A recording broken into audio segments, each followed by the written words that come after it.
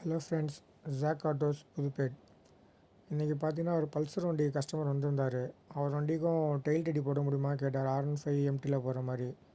இதுனா ப்ரோ போட்டுடலாம் சப்போ மேட்ருன்னு சொல்லிட்டு அவருக்கு 46 டெயில் டெடி எடுத்து அவர் வண்டியில் வர டெயில் கட் பண்ணி அட்டாச் பண்ணிட்டோம்.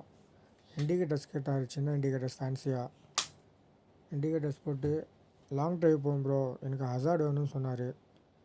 சரி வாங்க ப்ரோ பண்ணிடலான்ட்டு ஹசார்டும் போட்டு ஃபுல்லாக மாடிஃபிகேஷன் பண்ணி கொடுத்துட்டோம் அவருக்கு.